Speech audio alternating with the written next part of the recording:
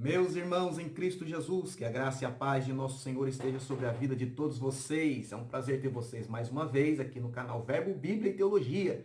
Eu sou o pastor Júlio Rocha. Se você está aqui pela primeira vez, seja muito bem-vindo, seja muito bem-vinda. É uma alegria ter você conosco. Aproveitando que você já está aqui, deixa o seu likezinho para nos ajudar nesse vídeo, deixa também a sua inscrição. Aqui tem bastante conteúdo bíblico para você. Esse canal se dispõe a isso, a ensinar a palavra do Senhor, a discutir temas relevantes para a nossa vida, para o nosso crescimento espiritual e, acima de tudo, a glorificar aquele que vive e reina para sempre, o nosso Senhor Jesus. Possessão maligna em crente é possível? Ou seja, crente pode ficar possesso? Irmãos, é uma pergunta muito interessante.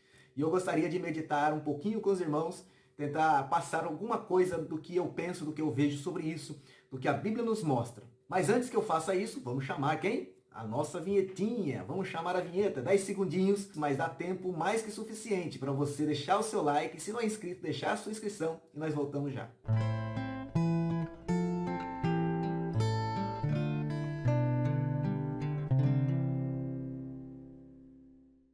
Meus irmãos, eu gostaria de salientar aqui antes de começarmos que esse assunto, com certeza, ele divide opiniões.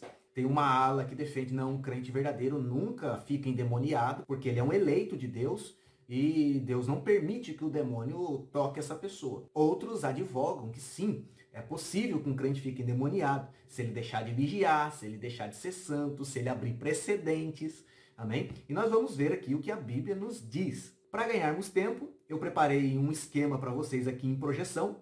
Eu vou estar soltando para vocês, vocês vão assistir e depois nós voltamos com algumas considerações. Se nós pudéssemos considerar o que a Bíblia ensina sobre a existência humana e o que se passa no mundo espiritual, teríamos algo mais ou menos assim. O ser humano, criado por Deus, possui uma tripla composição: espírito, alma e corpo, que são subagrupados em dois aspectos, espiritual e material. Dessa composição, de cada uma dessas funções e de como o homem reflete o projeto divino da criação em seu comportamento, trata a antropologia teológica. Esse homem, objeto da nossa reflexão, está inserido num contexto natural de pecado e morte, podendo exercer a sua degradação em três dimensões. Primeira, pecados, no plural. Segundo, o curso da sua natureza. Segundo, pecados consentidos, ou seja, em fase de aperfeiçoamento, que é também chamado de transgressões. E eu tenho alguns vídeos falando sobre esses pecados com um pouco mais de amplitude. Clique logo acima, no canto superior direito do seu vídeo, nesse link que está aparecendo na sua tela, para ter acesso a este estudo e conhecer um pouco mais sobre o pecado, suas consequências e também como fugir de suas armadilhas. E por fim, em terceiro lugar, o chamado pecado para a morte, que é um estágio de endurecimento tal que a pessoa não sente mais qualquer necessidade de arrependimento e que também é conhecido como apostasia em seu estágio final. Portanto, veja que, embora aparentemente tudo esteja muito automático na vida do ser humano, o mundo espiritual, que segundo a Bíblia rege o mundo material, é altamente movimentado, numa guerra sem trégua pela posse do ser humano na eternidade. Quem se ocupa dessa matéria, isso é, da entrada do pecado no mundo, da sua ação no ser humano e das suas consequências, é a amartiologia. Esse ambiente altamente hostil e sem Cristo responde, ainda conforme as Escrituras nos revelam, a um sistema de pecado, dessa vez no singular, que exerce o domínio sobre toda a raça humana vivente, sem exceção. Primeiro, através da própria natureza humana, que a Bíblia chama de carne. Segundo, através do mundo, que nada mais é do que o aspecto secular de cada geração, ou seja, conceitos, tendências, modismos, cosmovisão, etc. E pelo próprio Satanás, a quem a Bíblia vai denominar Deus desse século.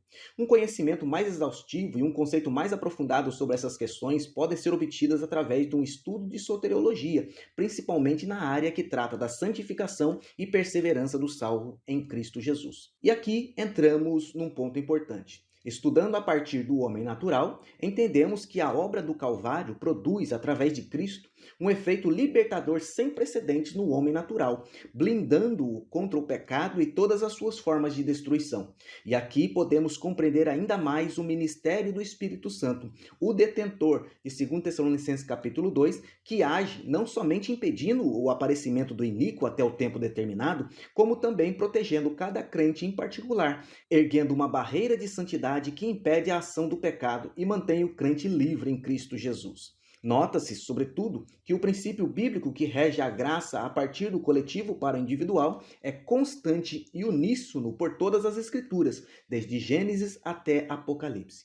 Mas voltemos ao foco da nossa reflexão. Será possível um crente ficar possesso? Agora que já vimos como o ser humano está contextualizado espiritualmente através do esquema aqui utilizado, podemos delimitar minimamente 3 estágios de ação maligna sobre o crente em Cristo. Antes, porém, é necessário frisar aqui que o diabo não tem poder algum de tomar alguém das mãos de Jesus. O próprio Jesus garante isso em João 10:28, dizendo: "E ninguém as arrebatará da minha mão." Mas isso não quer dizer que o diabo não lance charminhos, ou tropeços, ou mesmo trame uma armadilha, o que veremos logo adiante. O fato é que devemos estar sempre firmes na fé e vigilantes contra as astúcias do diabo, conforme Efésios capítulo 6. Ele pode seduzir um crente através de, primeiro, influência, como que seduzindo, chamando atenção, etc., como fez com Eva no Éden. Segundo, através da opressão, como que pressionando o crente para que esse cometa algum deslize, ou ceda, ou desista, entre outros. Ou ainda por possessão, no sentido de posse pela força, quando há falta de vigilância, de postura, ou a indolência espiritual, entre outros. Nesse caso, sim, um crente pode ser invadido por demônios, seja amando de Deus ou pela permissão dele, como veremos. Mas aqui eu quero dar uma pequena pausa nessa projeção, porque eu quero acrescentar alguma coisa ao que já foi dito, e daqui a pouco nós retornamos com esse esquema para concluir o nosso raciocínio. E entre esses foram Himeneu e Alexandre, os quais entreguei a Satanás, para que aprendam a não blasfemar. Muito bem, meus irmãos, como nós acabamos de ver nesse pequeno esquema que foi deixado para vocês em projeção, nós vemos que há uma base bem complexa de compreensão no mundo espiritual, que muitas vezes não reflete a nossa realidade perceptiva, mas que acontece. Eu gostaria aqui de acrescentar ao que já foi dito algumas premissas, algumas verdades, pelos quais a gente vai se encaminhando para o fato de que, embora haja segurança em Cristo Jesus, a realidade que nós vivemos pelo próprio Evangelho, deixado na própria palavra de Deus, é que se um crente sai do amparo de Jesus, ele sai da proteção de Jesus, ele se expõe a riscos lá fora. É muito comum os irmãos que defendem a segurança eterna da salvação advogarem o capítulo 6 de João, mas nós devemos sempre chamar a atenção dos irmãos para o capítulo 15 do mesmo evangelho, aonde Jesus fala que aquele que não dá fruto, ele não joga fora, mas o Pai lança, joga no fogo e arde. Amém, meus irmãos? Portanto, essa é uma realidade. Mas nós vamos chegar a essa conclusão por outros métodos que eu vou tentar citar aqui muito rapidinho para os irmãos. E nós vamos ver então, em primeiro lugar, que a premissa antropológica, que nós acabamos de ver um pouquinho sobre ela nesse esquema, ela permite que a possessão de um crente seja possível. Amém? Isso porque o homem é um ser espiritual e os demônios também são espirituais. Assumindo-se o controle da parte imaterial do ser humano ou da parte espiritual do ser humano, nós vemos a plena possibilidade do domínio do corpo. Amém? E isso nós falamos de manifestação. Dessa forma, a Bíblia, principalmente o Novo Testamento, é recheada de recomendações quanto à nossa natureza pecaminosa, para que mantenhamos ela crucificada com Cristo e não dada às paixões. Paulo também nos fala em Gálatas sobre as obras da carne, que nada mais é do que o afloramento desta natureza humana. Isso nós vemos claramente através da antropologia bíblica na figura do homem caído. Amém, meus irmãos? Em segundo lugar, nós vemos também que a premissa soteriológica, ela permite que um homem seja possesso mesmo sendo crente. Isso por aquilo que já dissemos, pela questão da perseverança, pela questão da santificação, pela questão da vigilância, da permanência e outras coisas que vogam nesse campo soteriológico. Mas eu gostaria de lembrar aos irmãos aqui que a salvação em Cristo Jesus, ela abrange 3 etapas na história e 4 bênçãos em nossas vidas. Os irmãos devem lembrar que passado, presente e futuro faz parte da nossa vida, sem Cristo e com Cristo. No passado, quando encontramos a Cristo, aconteceu as 2 primeiras bênçãos. pontuais, maravilhosas, sobrenaturais, que são a justificação e a regeneração. Amém? E aí passamos para o hoje. Nós somos nova criatura, estamos em Cristo, neste corpo, esperando o nosso Salvador no futuro. Enquanto estamos aqui, Cristo também nos santifica. Ele já nos santificou na lavagem de água pela palavra, através da justificação e da regeneração, e aplicou em nós o status de santo. Santificados em Cristo, pontualmente, agora andamos no caminho que é Jesus, João 14, verso 6, na verdade, andamos progredindo. Então essa santificação, ela não é só pontual, ela é também progressiva. Amém? Cresçamos em tudo naquele que é o cabeça, Cristo, nos recomenda o apóstolo Paulo. Crescemos na graça e no conhecimento de nosso Senhor Jesus, como nos exorta o apóstolo São Pedro, e assim por diante. É nesse aspecto da santificação, como já dissemos, que uma barreira se ergue através da estrutura humana pecaminosa, agora lavada, justificada e redimida pelo sangue de Jesus, protegendo-o contra as influências do mal, como nós vimos na projeção. Quando esse sistema detentor se retira através do crente flertando com o mundo, flertando com o pecado, flertando com a carne, flertando com o próprio diabo, então ele fica suscetível a ser pressionado novamente por esse sistema de pecado e volta novamente ao seu estado anterior. Jesus falou sobre isso, o apóstolo São Pedro falou sobre isso, o apóstolo Tiago falou sobre isso, o apóstolo Paulo falou sobre isso, e isso é uma realidade no Evangelho. Amém, meus irmãos? Para fechar esse aspecto da santificação, nós temos pelo menos duas recomendações bíblicas pelas quais nós devemos manter esse muro de santificação erguido.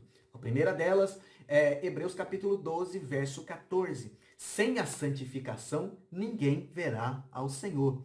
Ele está querendo dizer que se não há santificação, há uma apostasia, porque só pode ser santificado quem um dia foi crente. E se não há santificação e há apostasia, apóstata não entra no céu. É isso que nos diz o texto. Amém, irmãos? A outra referência importantíssima sobre essa questão de santificação está em Apocalipse capítulo 22, verso 11, se não me falha a memória, que nos diz: quem é santo, santifica-se ainda. Amém? Esse ainda é um preposto para santificar mais, para continuar fazendo, e não um preposto que já diz, uma vez santo, sempre santo. Amém, meus irmãos?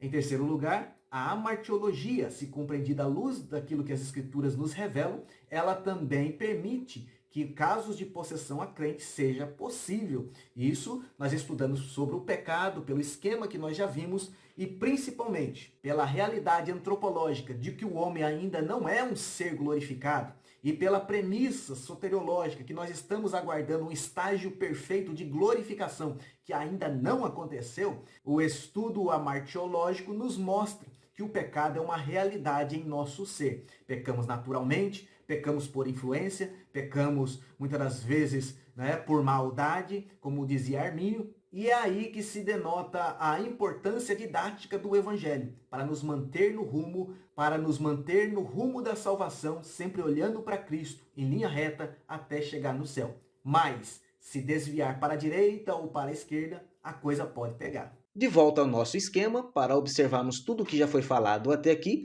nós podemos fazer uma interligação como forma de prova real para mostrar que a dimensão de influência que o crente sofre provém da sua própria carne ou da sua natureza pecaminosa, conforme as Escrituras. Já na dimensão da opressão, nós temos a ação do mundo, com toda a secularização e com toda a pressão que possa querer fazer um crente sair debaixo da graça de Deus. E na terceira dimensão, toda a possessão é atribuída diretamente a Satanás, debaixo de quem, aliás, está sujeita a carne, o mundo e toda a ação demoníaca, direta ou indiretamente. E eu reafirmo o que já disse anteriormente. Casos de possessão de crentes podem acontecer a mando de Deus ou pela permissão dele, tendo em conta uma reação ante a ação humana de desleixo para com as coisas de Deus, falta de vigilância ou até mesmo flerte com o pecado. Muito bem, meus irmãos, nós vimos aí um pouquinho sobre o que a Bíblia nos diz sobre possessão demoníaca, principalmente envolvendo crentes. E para finalizar essa explanação, eu gostaria de chamar a sua razão aqui alguns exemplos bíblicos de pessoas aparentemente crentes que ficaram possessas. A primeira delas é Judas. Judas estava na Santa Ceia. Alguns vão dizer, Judas nunca foi crente. Eu discordo disso e a Bíblia diz o contrário. Jesus disse, não vos escolhi, vós os 12, um de vocês é diabo, mas eu escolhi os 12. Amém? Judas estava na Santa Ceia, andou com Jesus 3 anos e meio, amém? Era crente e também ficou endemoniado. Não chegou ao ponto da manifestação, mas da possessão com certeza. Porque diz a palavra do Senhor no Evangelho de João, que após o bocado entrou nele Satanás. Amém? E o diabo, irmão, ele é violento. A possessão demoníaca, ela diz isso. O diabo se aposta da pessoa, toma controle sobre as ações das pessoas e fazem com que as pessoas fazem besteiras. Amém? E depois fica no canto rachando de rir. É mais ou menos assim. Amém? A Bíblia nos diz que Pedro também estava com Jesus, tinha acabado de ter uma revelação, né? E depois começou a repreender Jesus concernente à cruz. E Jesus disse, para trás de mim, Satanás. Amém? Pegou Pedro, irmãos. Pedro que andava com Jesus. Se nós formos olhar para o caso de Ananias e Safira, eles eram crentes da igreja, aparentemente crentes fiéis. Mas o apóstolo São Pedro, por revelação do Divino Espírito Santo, diz, por que encheu Satanás o seu coração? Olha, irmãos, que perigo. Olha o que uma falta de vigilância nos expõe. Não aconteceu com Ananias e Safira, mas pode acontecer com qualquer um. Paulo, também aconselhando ao jovem Timóteo com relação às coisas de Deus, escreve no capítulo 5º da primeira epístola, no verso de número 15, falando sobre algumas moças que estavam dentro da igreja, ele diz, porque algumas já se desviaram, indo após Satanás. Veja, Satanás não entrou no corpo de Cristo para arrancar. Satanás chamou de fora e elas seguiram o diabo. Veja, irmãos, que coisa, que coisa. O apóstolo São João, escrevendo a sua epístola, também nos recomenda, no capítulo 5, no verso de número 16, que tem pessoas que estão caminhando para a morte e para essas nós podemos orar, porque elas estão sofrendo influências, elas estão sendo pressionadas, mas ainda tem chance. Mas para outras pessoas, diz João na parte B do versículo, há pecado que é para a morte, e por esse não digo que ore. Ou seja, há pessoas que de fato cometeram pecados. Isso aqui, irmão, não é pecador natural. Isso aqui não é aqueles que não ouviram o evangelho. João está escrevendo para a igreja, amém? E escrevendo para a igreja, ele diz, pessoas que pecaram para a morte, não ore mais por ele, porque esse aí já está arrebatado por Satanás. Olha o que o apóstolo São Paulo diz em 2 Coríntios, capítulo de número 2 e verso de número 10. Acompanha aí. E a quem perdoardes alguma coisa, também eu. Porque o que eu também perdoei, se é que tenho perdoado, por amor de vós o fiz na presença de Cristo, para que não sejamos vencidos por Satanás. O apóstolo São Paulo deixa bem claro que a falta de perdão, a falta de amor, né, quebra o vínculo da barreira da santificação entre os irmãos, quebra a unidade, desgarra o crente e ele vira presa fácil para o diabo. O apóstolo São Pedro também fala que o diabo anda em derredor, rugindo como leão, buscando a quem possa tragar. Amém? Ele fica seduzindo. Amém, meus irmãos? Portanto, referências bíblicas não faltam. E assim nós vamos ficando por aqui. Se você gostou desse vídeo, se esse vídeo foi útil, acrescentou alguma coisa à sua vida, deixa o seu likezinho pra gente. Isso é muito importante, irmãos, para nós fortalecermos o nosso canal. Se você tem algum comentário a fazer, comente. Fique à vontade, isso fortalece a nossa amizade, me leva para junto de você e traz você para perto de mim. Será um prazer interagir com você. Se você sentir de Deus, compartilhe esse vídeo com outras pessoas na sua rede social, WhatsApp, amém? Se você precisa de alguma ajuda, também entre em contato conosco, manda uma mensagem pra gente, e eu tentarei fazer o possível para te ajudar. Amém, meus irmãos? No mais, que Deus abençoe a sua vida, eu te vejo no próximo vídeo. Até lá, se Deus quiser. Amém.